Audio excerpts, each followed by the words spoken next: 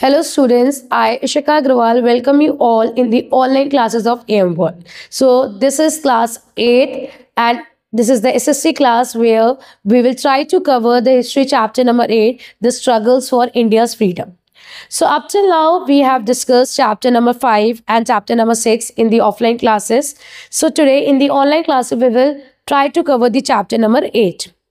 So in this chapter, we will study about the different types of struggle which Indians undertook to gain the independence from the Britishers. We will see that what are the different types of revolts, different types of movements which India undertook to gain the independence. And the second thing which we will see that what are the factors which led to nationalism. Then we will see that what are the difficulties which Indians faced to gain the independence, and finally how they gain the independence. So this is a very important chapter of the modern history, because in this chapter we will study that how our ancestors struggled to gain the independence. So before starting the today's lecture, I will let you know that in today's lecture we will study about the nationalisms, what are the factors that led to nationalisms. Then we will study about the Indian National Congress. Then we will study about the moderates, who are moderates and who were radicals.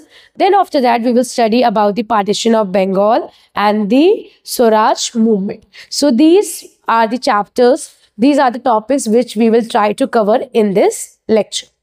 So let's start the today's lecture. So first of all, we should know before starting the further chapters topics, we should know that what do you mean by nationalism? Nationalism होता क्या है?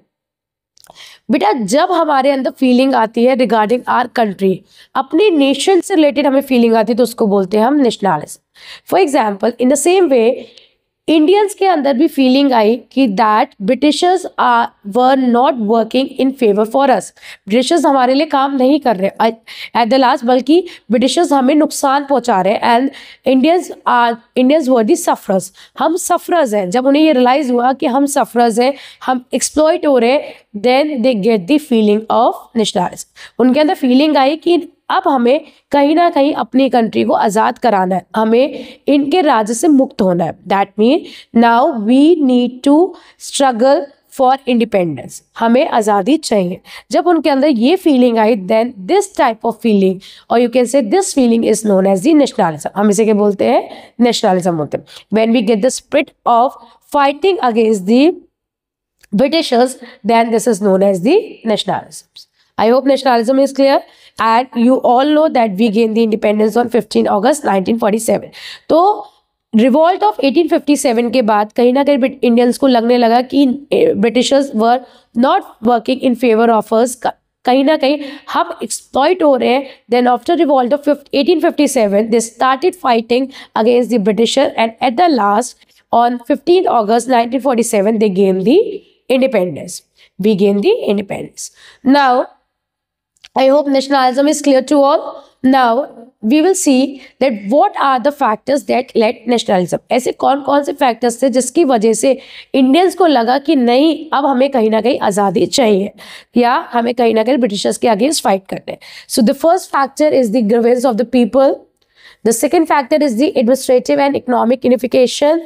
The third one is the Western thought and the education. And the fourth one is the racial arrogance. So these are some of the factors which led the feeling of nationalism among the Indians. So let's discuss about the first factor. The first factor is the grievance of the people. लोगों की grievances मतलब क्या होता है? लोगों की problems. लोगों के अंदर क्या क्या प्रॉब्लम्स आ गई थी जिसकी वजह से. अब क्या होता है, पहले क्या हो रहा था, कुछ लोगों को प्रॉब्लम्स लग रही थी, कुछ लोगों को प्रॉब्लम्स नहीं लग रही थी, जिसकी वजह से Indians were not able to unite. और जब यूनिफिकेशन ही नहीं आएगा, then how they will fight against the Britishers.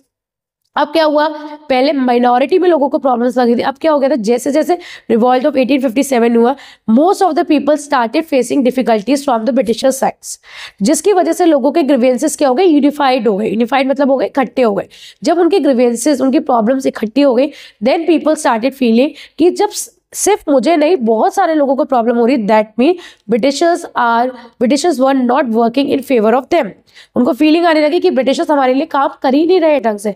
Then they started getting the feeling of nationalism, first thing.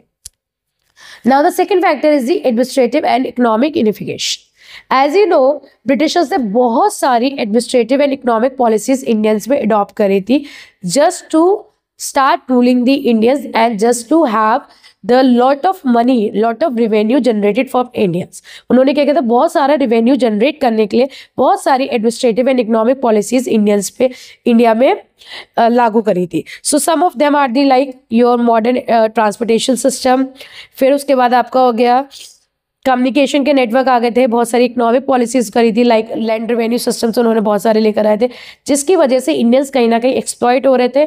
जब इंडियंस एक्सप्लॉइट हो रहे थे, so they also thought the administrative and economic policies are also not in favour of us. और कहीं ना कहीं ये जितनी भी एडमिनिस्ट्रेटिव एंड इकोनॉमिक पॉलिसीज हो रही हैं, ये हमें एक्सप्लॉइट कर रही है। So they started getting the feeling of nationalism. इससे भी कहीं ना कहीं उनके अंदर फीलिंग आई कि अब हमें कहीं ना कहीं अपने ब्रिटिशर्स का जो रूल है उसे खत्म करना है।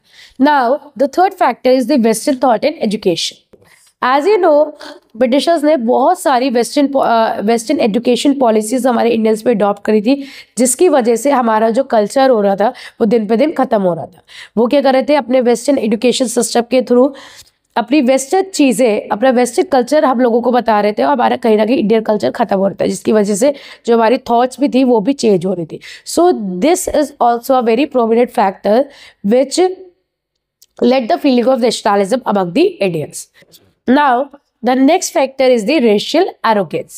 Racial arrogance means the difference between the Indians and the Britishers. कहीं ना कहीं ब्रिटिशर्स रेशियल डिस्क्रिमिनेशन कर रहे थे इंडियंस और ब्रिटिशर्स के बीच में। सो फॉर दैट ये लोगों को अब कैसे रियलाइज हो, तो आपने देखा होगा उन्होंने आर्म्स एक्ट पास किया था, वर्निकुलर प्रेस एक्ट पास किया था। आर्म्स एक्ट ये कहता था कि Indians were not allowed to keep the weapon at home, ठीक है। और वर्निकुलर प्रेस एक्ट कह रहा था कि कोई भी प्रेस को कोई भी इंफॉर्मेशन अपनी तरफ से नहीं भी प्रिंट कर रही है, उन्हें अगर कोई इंफॉर्मेशन प्रिंट करनी है तो उन्हें हमसे पहले परमिशन लेनी पड़ेगी, then only they can print the information. तो कहीं ना कहीं ये एक्ट थे, और भी बहुत सारे एक्ट्स थे जिन्होंने लोगों के अंदर एक नेशनलिज्म की फीलिंग लेकर आना स्टार्ट कर दी थी। Now, next topic is the Indian National Congress. अब क्या हुआ, जब लोगों को लगने लगा कि Britishers were not working in favour of them, तो उन्होंने क्या किया, बहुत सारे एसोसिएशंस, बहुत सारे ऑर्गेनाइजेशंस एंड बहुत सारी पॉलिटिकल पार्टीज स्टैब्लिश करना स्टार्ट करी, जिसके थ्रू वो ब्रिटिशर्स के अगेंस्ट फाइट कर रहे थे। So there were different types of organisation which were formed at that time. So some of them were the Pune Sarvajanik Sabha, Madras Mahajan Sabha, Bombay presidency association, Indian association of Calcutta, and the important political party which was formed at that time was the Indian National Congress. So these were some of the organizations or associations or the sabhas which were formed at that time to fight against the Britishers. Now, before studying about the moderates and radicals, in this we will study about the Indian National Congress. As you all know, and we had already discussed in the class about the Indian National Congress. Indian National Congress सबसे prominent party थी जिसने बहुत major role play किया था for the independence. इसने बहुत important role किया था इंडिपेंडेंस में, इंडिया को फ्रीडम दिलाने में। So Indian National Congress party held the meeting in Bombay first time on 30th December 1855. So this meeting was initiated by the Allan Octagon Hume and the Dadabhai Naoroji, and with them the 72 other delegate members were there, who together formulated and discussed that how they can gain the independence and how the Britishers were exploiting them. So among them, the members were Bhupesh Chandra Banerjee, Dadabhai Naoroji, Badruddin, Firoz Shah Mehta, Surendranath Banerjee, S. Subramaniam Iyer, Ramesh Chandra Dutt. These were and the other members were also there with them, who combined together and held a meeting and discussed regarding the Indian independence and discussed regarding the various policies regarding Indian independence. So ये कुछ लोग थे जिन्होंने साथ में एक meeting conduct करी of Indian National Congress and this was the first meeting regarding the Indian independence. I hope this is clear. Indian National Congress is clear to you. And what are the factors that led the nationalism feeling among the people? Okay. Now, the next topic is the moderates, radicals. So there were two type of peoples who are involved in the Indian independence. Number one is the moderates, and second one is the radicals. The radicals were also known as extremists. हम radicals को extremist भी बोलते हैं. So 1855 से 1905 तक moderates were in practice. Moderates मतलब जो moderates people थे वो major role play कर रहे थे. Then from 1905 to 1915 radicals का role ज़्यादा था. तो अब बात आती है मॉडरेट्स कौन होते हैं, रेडिकल्स कौन होते हैं. तो moderates were the people who have the intention और the mentality for the struggle. मतलब उनका जो कॉन्सेप्ट होता है स्ट्रगल करने का, वो स्पीचेस होती है, डिबेट्स होती है, यू कैन से पेटिशंस होती है, एजिटेशंस होती है. तो ये कुछ तरीके होते हैं. मतलब मॉडरेट्स वो पीपल होते हैं जो शांति से चीज़ों को करना चाहते हैं. उनका जो स्ट्रगल था वो बहुत पीसफुल वे में था. तो मॉडरेट्स आपको क्लियर हो गया. मॉडरेट्स वो पीपल होते हैं जो आपकी एजिटेशन, पेटिशन के थ्रू, स्पीचेस के थ्रू, डिबेट्स के थ्रू स्ट्रगल करने के लिए ट्राई कर रहे थे. Now the second one is the extremist और रेडिकल्स. एक्सट्रीमिस्ट और रेडिकल्स वो पीपल होते हैं जब उन्हें लगा कि मॉडरेट्स की कोई भी चीज़ें काम नहीं आ रही है, हमें शांति से चीज़ें मिलेगी नहीं, दैट दे बिकम वॉयलेंट. तो जब वॉयलेंसी जिनके अंदर होती है, रेवोल्यूशनरी बिहेवियर होता है, उनको हम क्या बोलते हैं, रेडिकल्स बोलते हैं. Now first of all we will discuss about the moderates. So moderates were the people who were dominant in the duration of 1855 to 1905, and they pursued the India's freedom through speeches, agitations, petitions. ठीक है. अब moderates की कुछ demand थी उस time, जब हमने revolt of 1857 के बाद हमने स्टार्ट किया कि हाउ हमें अब कहीं ना कहीं हमें ब्रिटिशर्स के अगेंस्ट स्टार्ट करना है. तो इनकी कुछ डिमांड्स थी. इनकी पहली डिमांड ये थी कि हमें इंडियन सिविल एग्जामिनेशन कंडक्ट करवाना है इंडिया में as well as in London, so that easily we can participate it and we can become the part of the civil services. First demand. And the next demand were the separation of judiciary from the executive. उनकी demand थी कि जितना भी judiciary system है वो executive system से separate होना चाहिए, so that judiciary system can work independently. The third demand of them were the spread of primary education among the masses. लोगों के अंदर primary education at least होनी चाहिए. They should study at least or they can take at least primary education. ठीक है. So these were some of the things which the moderates were demanding.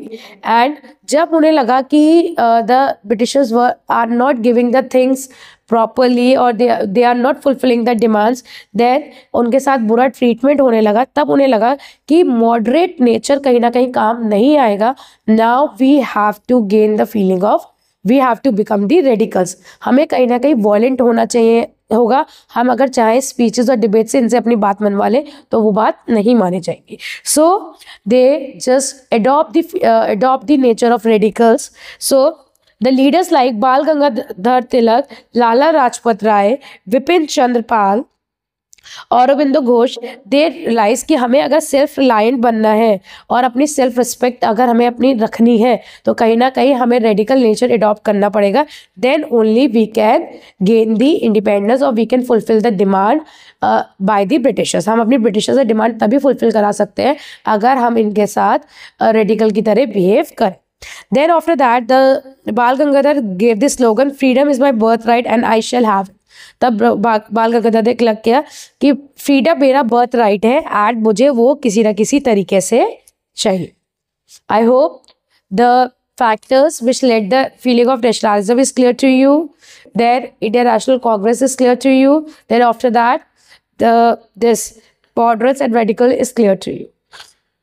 Okay, now we will see the second last topic of today's session is the partition of Bengal. That how the Bengal is divided into two parts. We will see. So Britishers को क्या लगा, बंगाल एक बहुत ही you can say the prominent province was at that time was Bengal. उस time Bengal बहुत important province था और बहुत ही ज़्यादा बड़ा प्रोविंस था जहाँ पे लोगों की नेशनलिज्म की फीलिंग आ रही थी. तो ब्रिटिशर्स ने क्या डिसाइड किया, ब्रिटिशर्स ने अडॉप्टेड किया कि हम बंगाल को छोटे छोटे पार्ट्स में डिवाइड कर देंगे. जब हम इन्हें छोटे छोटे पार्ट्स में डिवाइड करेंगे तो क्या होगा, जो नेशनलिज्म भी हो जाएगा, जो पीपल है वो भी डिवाइड हो जाएंगे. तो जब वो डिवाइड हो जाएंगे तो हम easily we can rule the Bengal. The Britishers उस टाइम पॉलिसी अडॉप्ट करी, डिवाइडेड रूल की. तो उस टाइम जब पार्टीशन हुआ बंगाल को, तो बंगाल को उन्होंने दो पार्ट्स में डिवाइड कर दिया. One is Eastern Bengal and Assam and the second one is the West Bengal, Bihar and Orissa. अब उन्हें लगा कि हम इनको डिवाइड कर देंगे दो पार्ट्स में, तो क्या होगा, जितने भी नेशनलिस्ट है वो भी दो पार्ट्स में डिवाइड हो जाएंगे. तो कहीं ना कहीं ये नेशनलिस्ट जो मूवमेंट स्टार्ट हुआ है ये सब चीज़ें खत्म हो जाएगी. जब उन्होंने बंगाल को डिवाइड किया तो लोगों के अंदर, जो इंडियंस थे, they have the feeling of fierceful. उनके अंदर फीलिंग आ गई कि अब इन्होंने बंगाल को पार्ट कर दिया, तो that mean they want just divide and rule. Now we have to become violent and we have to fight against them. तब उनके अंदर फीलिंग आई कि अब कहीं ना कहीं हमें इनके खिलाफ लड़ना है. So they act up of partition as a challenge to Indian national movement, started a powerful anti-partition movement. तो उन्होंने मूवमेंट स्टार्ट किया, that is anti partition movement. अब जब इन्होंने मूवमेंट स्टार्ट किया तो लोगों के अंदर और भी फीलिंग्स आ गई कि नहीं, now we have to fight in the radical way through the britishers. I hope this partition of Bengal is clear to you.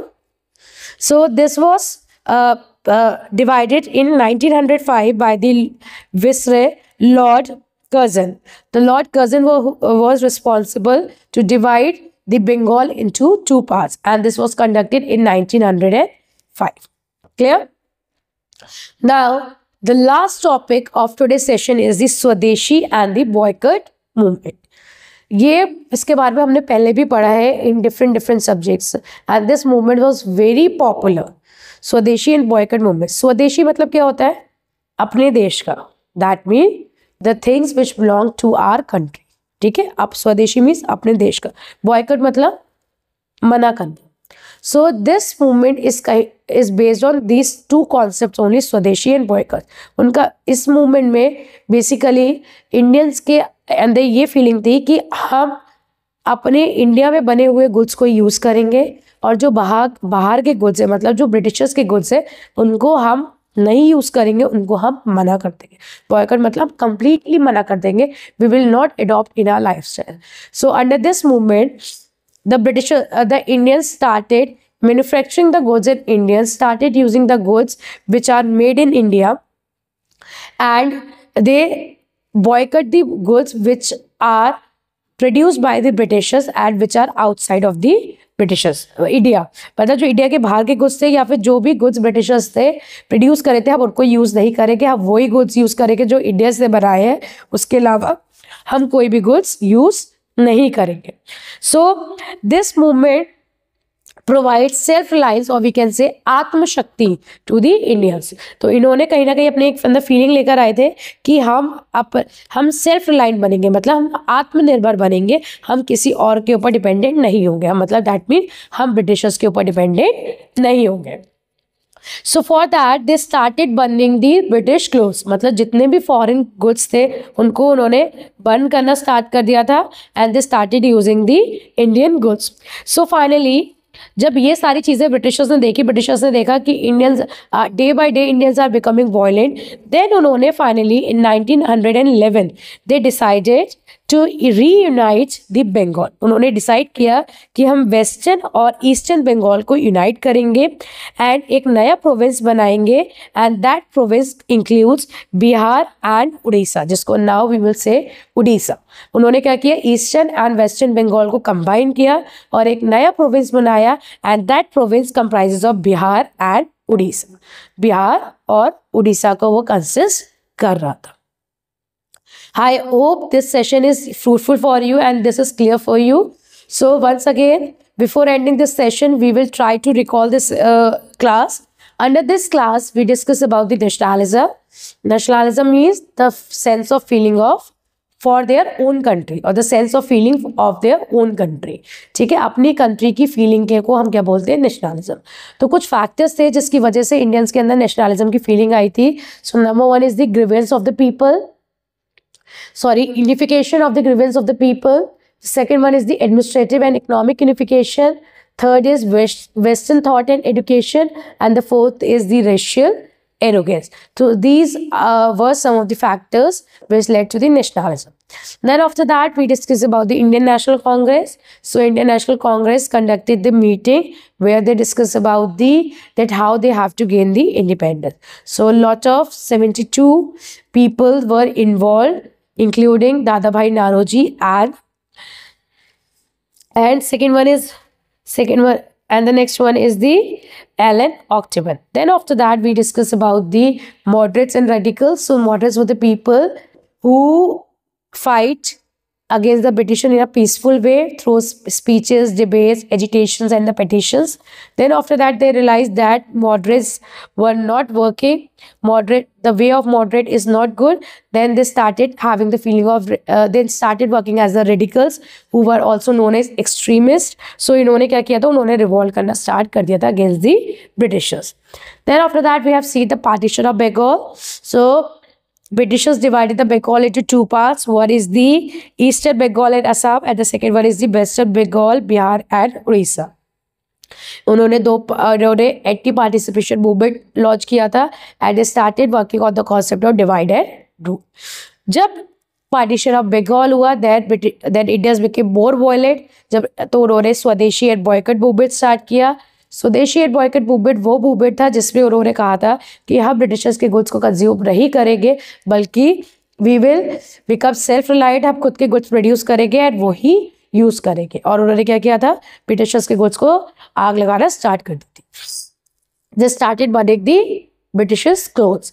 Then after that 1911 finally the Britishers decided that we will re-unite the Bengal. तो उन्होंने eastern Bengal और western Bengal को unite कर दिया था और उन्होंने एक प्रोविंस बनाया था जो आपका कंप्राइज कर रहा था Bihar and Orissa. Clear? So in the next session or in the next lecture, we will discuss about the rise of revolutionaries, formation of Muslim League, Surat split, Mohalla Minto reform, the First World War, and the other reforms which were led by the Indians against the struggle of India's freedom. So read this chapter from the book, and if you are having any problem, we will discuss later. Thank you. Enjoy your day.